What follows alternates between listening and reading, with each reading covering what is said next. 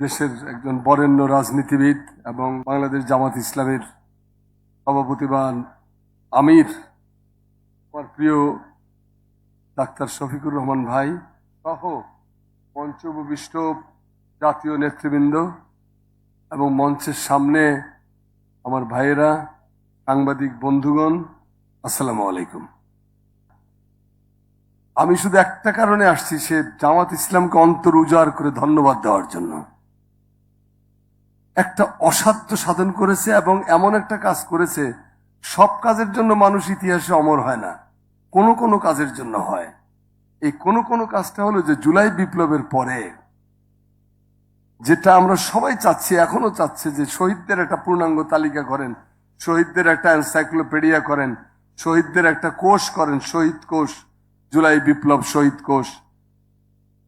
বুঝই শরৎচন্দ্রের বিখ্যাত বই শ্রীকান্তের একটা গল্প আছে যে বাঘ ঢুকেছে বাড়িতে, সবাই বলতেছে সরকি লাও, বন্দুক লাও। এখন লেখক বলতেছে যে লাও তো বটে, কিন্তু বাঘটা তো উঠানের মাঝখানে বসে, ঘরেতে বেরোবো কেমনি? তা আমাদের অবস্থা হচ্ছে সেই লাউ তো বটে কিন্তু কেউ আনে না, সবাই খালি বাণী দেন। জামাতে ইসলামী এই কাজটা শেষ পর্যন্ত সাধন করে ছেড়েছে।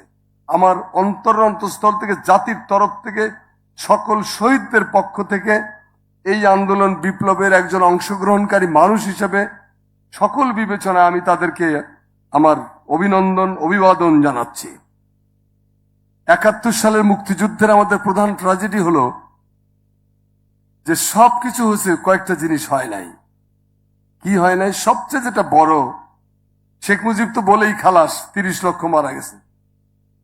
তো ঠিক আছে, আপনার কথাই ধরলাম 30 লক্ষই মারা গেছে, তো হিসাবটা দিতে হবে না? একটা তালিকা করতে হবে না? বা দেশ স্বাধীন হয়েছে আজকে 53-54 বছর, আজ পর্যন্ত স্বাধীন বাংলাদেশে শহীদদের কোনো পূর্ণাঙ্গ তালিকা, পূর্ণাঙ্গ কেন, কোনো তালিকাই নেই। এই লজ্জা, এই ঘৃণা কাকে জানাবো? এ দায়িত্ব তো সকলের, কেউ এই উদ্যোগটা নেননি।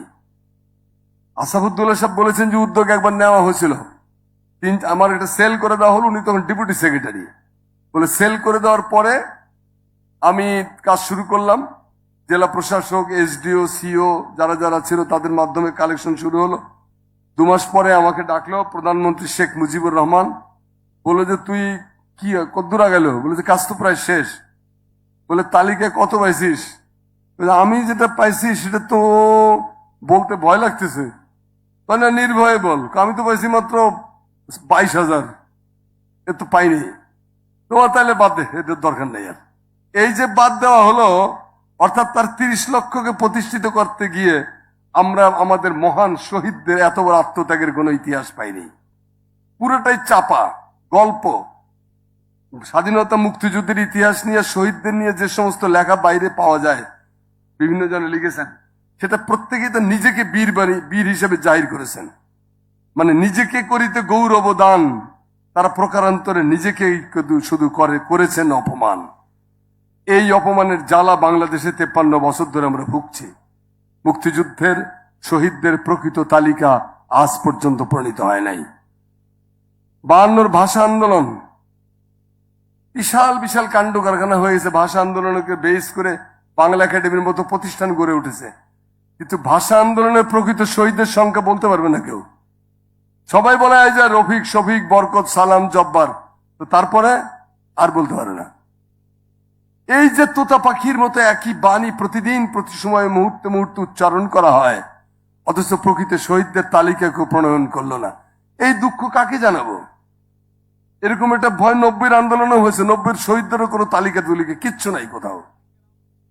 7ই নভেম্বরে যারা রেভলিউশন করেছিলেন, যারা মারা গেছিলেন, কোনো তালিকা নাই।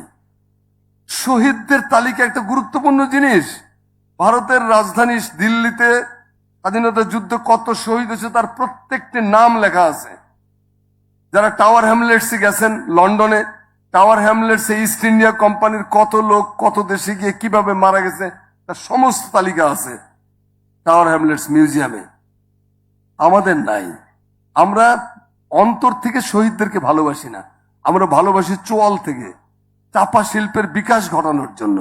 অন্তর থেকে ভালোবাসলে এত বড় অন্যায়, এত বড় ভুল আমরা করতাম না।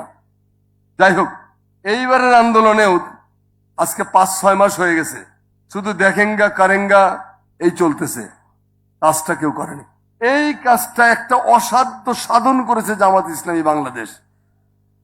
আমি শত মুখে প্রশংসা করি যে তারা জাতিকে একটা দিশা দিয়েছে। এই শহীদগুলো অন্তপক্ষে কখনো হারিয়ে যাবে না। আমি যতটুকু শুনলাম আমার বুলুল ভাইয়ের কাছে, যে পর্যন্ত প্রায়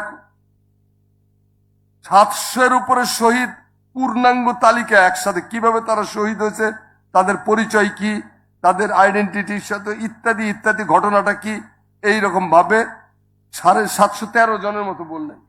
713 জন, চারটিখানি কথা না, এবং এটা চলমান প্রক্রিয়া, আরো আসবে। এই পর্যন্ত 10 খণ্ড বেরিয়েছে। কত পৃষ্ঠা? 2500 পৃষ্ঠার 10 খণ্ড বেরিয়েছে। আমার ধারণা এটা আরো 10 খণ্ড হবে। তো এই যে কাজটা কারো কাছে তারা জানতেও দেয়নি, নীরবে নিঃশব্দে এভাবেই দেশপ্রেমিকরা, দায়িত্বশীল মানুষরা সবসময় জাতির জন্য প্রাণ উৎসর্গ করে, জাতির জন্য কাজটা করে যায়। তো আজকে আমি আর কথা বাড়াচ্ছি না। আমি শুধু বলবো যে একজন গবেষক হিসেবে, একজন সাংবাদিক হিসেবে আমি মনে করি জামাত ইসলামী আজকে যেটা করলো সেটা হলো একটা পায়োনিয়ারের ভূমিকা পালন করেছে, পথপ্রদর্শক, রাহবার। এই পথকে কেন্দ্র করে এখন আমরা আরো পূর্ণাঙ্গতার দিকে এগিয়ে যাব। আল্লাহ আমাদের সকলের সহায় হন। এখন মোড়ক উন্মোচন করতে যাচ্ছে আমিরে জামাত ডাক্তার শফিকুর রহমান।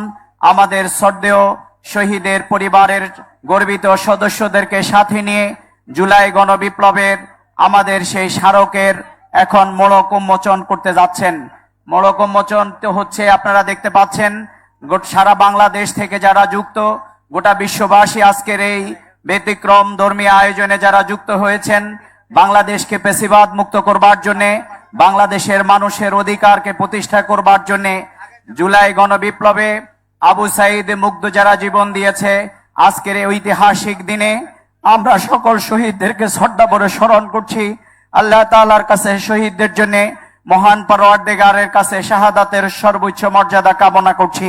যারা আহত এবং পঙ্গুত্ব হয়ে আজকের এই বীরত্ব গাথা ইতিহাস, জুলাই বিপ্লবে ফ্যাসিবাদ মুক্ত বাংলাদেশের মানুষের অধিকারকে প্রতিষ্ঠা করবার জন্য নিজেদের জীবনকে দিয়েছেন, আমাদের সেই গর্বিত শ্রদ্ধেয় মাদেরকে আমরা আজকে সালাম জানাই, স্যালিউট জানাই।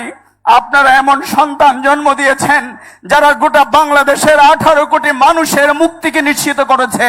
আমরা আল্লাহর কাছে দোয়া করি এই বাংলার জমিনে সকলে শহীদের বিচার, খুনিদের বিচার আমরা করব ইনশাআল্লাহ।